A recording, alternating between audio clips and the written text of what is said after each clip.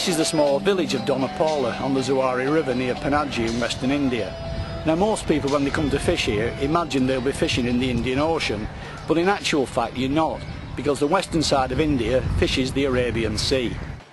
Relatively speaking, this is a shallow area which barely exceeds depths of 200 feet within boating range, ruling out blue water predators such as marlin.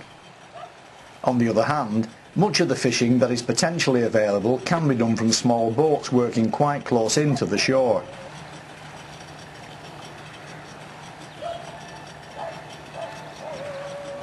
Like anywhere else in the world, this is seasonal, with the months of September through to Christmas being the peak time for cobia, kingfish, barramundi, threadfin salmon, barracuda, groupers and snappers, plus a whole host of smaller equally hard-fighting reef fish species. Tony Astrocchio, who was to be my guide, had pre-warned me before boarding the plane not to expect too much due to the timing of my visit, which was a last-minute affair in March, right at the end of both the fishing and the holiday seasons. Another mistake I made was to devote the first trolling of reef fishing sessions to the still camera to get a feel for how the video might go later, and to fulfil my article needs for Boat Fishing Monthly magazine. Unfortunately, as it turned out, all the best action came while the video camera was idle, hence the need to incorporate still photographs. But having been lucky doing this so many times in the past, at some stage or other this was bound to happen. In the early days of his guiding, Tony did much of his fishing using bait. Then, around 10 years ago, he discovered that lures not only work for the same range of species, but increase the catch rate into the bargain. So large deep diving lures trolled between mid-water and just clear of the reef 30 to 50 feet below the boat, depending on water clarity, now dominate the fishing. Much of this lies within half an hour of base out around St George's Island, with its many protruding rocks and reefs, all of which Tony has surveyed and mapped quite literally at ground level, using his skills as a one-time commercial diver. Hi, my name is Tony. Yeah, I'm the captain of this boat here, and we are at St George's Island. We're about to do some fishing. We're using Rapala lures in a storm. This is storm lure. We are hoping to catch a barracuda, maybe a grouper, cobia. This is particularly heavy ground, full of rocks and bolt holes, which is why Tony loads the reels with a 150-pound breaking strain braid. To stand any real chance here, you have to be able to apply maximum pressure and keep it up, particularly with the groupers if they are to be persuaded not to go to ground. But even if they do, as happened to me on a couple of occasions, all is not necessarily lost. With scuba gear routinely carried on the boat, again Tony turns to his commercial diving skills. Once over the side, he follows the line down to the fish, which if it's still there and hasn't chafed the braid, is persuaded back out into open water. 5 hard pulls at the rod tip lets you know it's time to start working it again. Okay, the snapper went in the crevices and I got to pull it out from down here. The general pattern here is of calm seas in the morning, then as the land heats up, which at a regular 35 degrees Celsius doesn't take long, in the afternoon it can chop up, making early mornings and evenings the best time to fish. Unfortunately, for some reason that wasn't exactly obvious, on the second day the reverse turned out to be the case. And wouldn't you just know it, out over on the exposed side of St George Island, we hit into good fish straight away.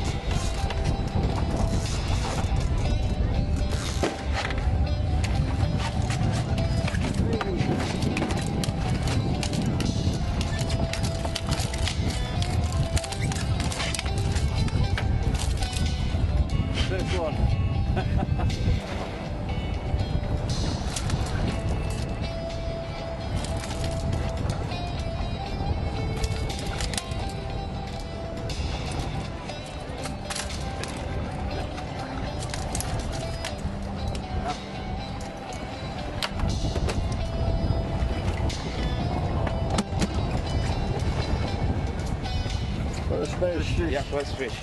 Immediately after this small grouper, I struck into one at the same spot, which tore the line from the reel so hard that it burned the skin from my thumb as I tried to prevent it getting into the reef.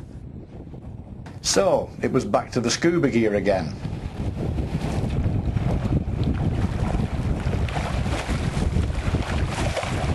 The problem was that we were on the uptide side of some rocks that were poking their noses out of the water, and the anchor wasn't holding, allowing the boat to drift back to within 20 yards of them. So, with Tony in the water, we kept the outboard running in case we needed to make a sudden exit from the reef. Unfortunately, Tony went over the side, went down, but when he got down there, the thing had gone under so many rocks that it chapped the line, and this time, sadly, it was gone. As we'd always planned to do some bottom fishing with bait, this seemed like the perfect time to find some shelter and maybe give that a go. Tony had warned us of hordes of high-speed bait robbing dollarfish picking the prawn baits from our size 6 hooks the moment they touched bottom, and in that respect he was absolutely right. But still we hooked into plenty of fish, which seemed to have a chumming effect on everything else in the area, some of which proved a real handful on the ultralight fixed spool outfits Tony had on board for the job. Surgeon fish.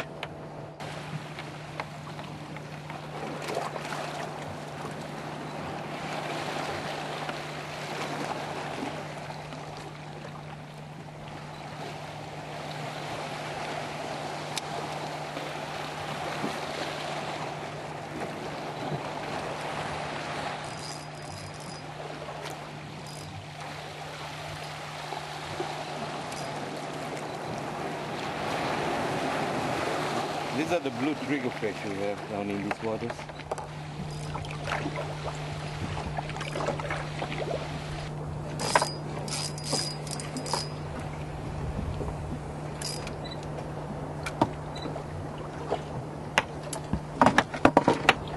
That's the white color brain.